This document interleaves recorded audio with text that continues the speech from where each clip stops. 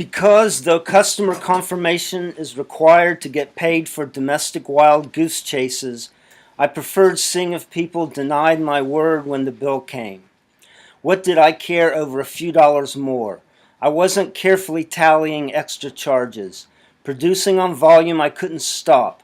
Gone in West 57th's direction after the conveniently efficient New York Times mailroom, placed strategically just inside their 43rd Street entrance between 7th and 8th Avenues.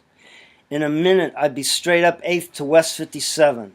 The street-level Times mailroom is one step in, then 5 left, and you're back across 43rd, unlocking from the no parking sign by the mysterious Crater Hotel's creepy first-floor lounge that I'd unlocked near, wondering during which era the dive was okay for employees to spend time in.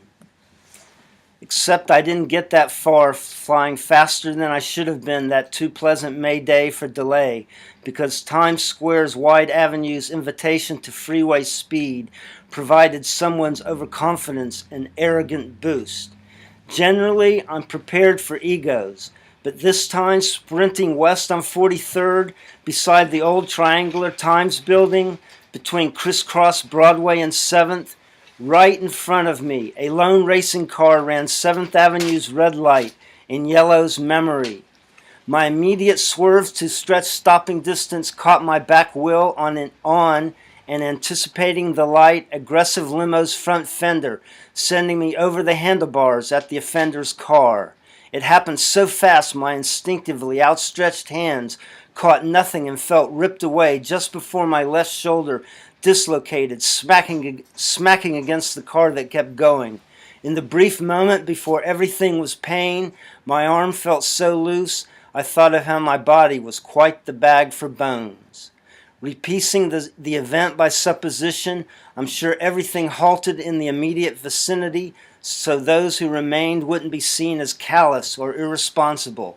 Certainly screamers lost relevance and gave up long before the deafening honking was curtailed by the arrival of the police. The law is expected to start traffic flowing again.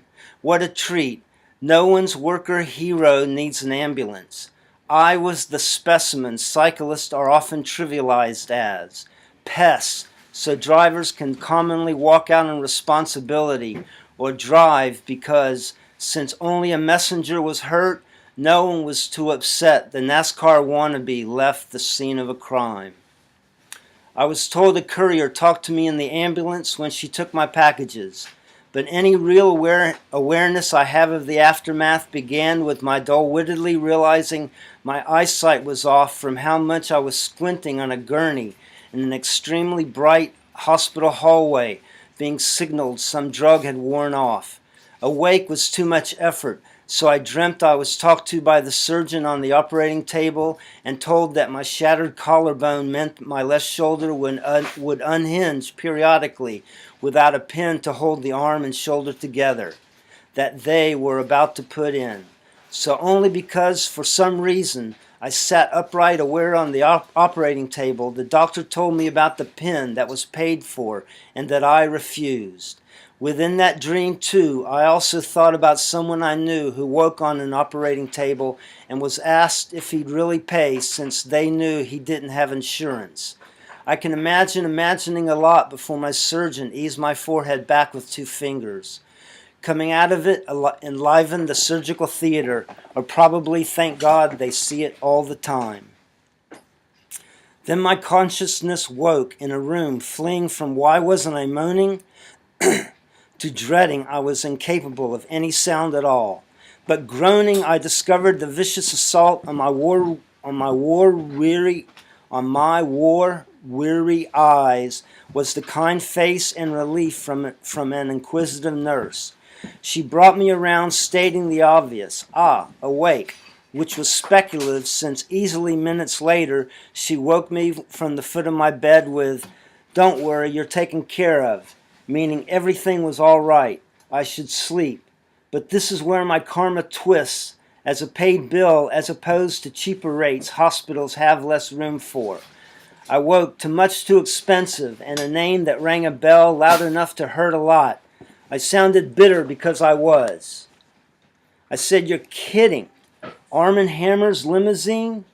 Despite me, her expression strained my interest as much as she could get it to go, and she said, "You remember your accident? Dr. Hammer was in a limo?" Foregoing compassion, I said, "He wasn't in a Volkswagen," which, virtually opposite my intent, was a joke that fell flat to the floor. For my fair lady felt there was no reason for derision on my part. The industrial philanthropist had generously paid, plus she hadn't come of age with me in the 1970s studying Russia's evolution into the Soviet menace. It's natural she had less clues than I had about the good doctor's activities, such as his having only recently admitted his father named him Arm& Hammer after the Arm & Hammer symbol of the Socialist Party. I knew he used détente to self-promote his American capitalist patriot role of Soviet friend who, whenever he could, made the right phone calls in their language. For instance, helping to get U.S. News and World Report's Nicholas Danilov out of Soviet jail in 1986. I told the nurse resolutely, "I'm not a byline, nothing to gain meeting me." So she came back from the curtains in floor surveillance mode, maintaining, "However, he's concerned. You should be grateful he's done what you can't for yourself." I wasn't a patsy for Hammer's charity. I said, "Workman's compensation." She snickered. "Yes, sent home. Workman's comp can't pay close to the attention you've received, but to remind you where you've been, I heard you woke in the OR. Honestly not remembering right then, I said, "Huh?" Amusing her to chuckle in rhythm with her explanation of the facts of hospital life to me. She said, "A miracle you didn't crack your skull. You'd be out in less time if you had a helmet." So clearly visible in the disagreeable light, my gratitude became boundless. I boasted, "I'm so lucky to have aspired to this tragedy."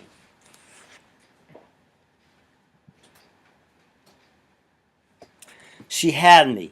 "Cynical. He didn't hit you. Remember what you did?" Then she sympathetically nodded toward my pillow with a professional scowl and said, "Just relax. The bed has restorative power. Many figure out their accidents during their dreams here. Relax. Have another ride." Then, as if there'd been static between our eyes, she clarified where she was coming from to rectify my bad behavior.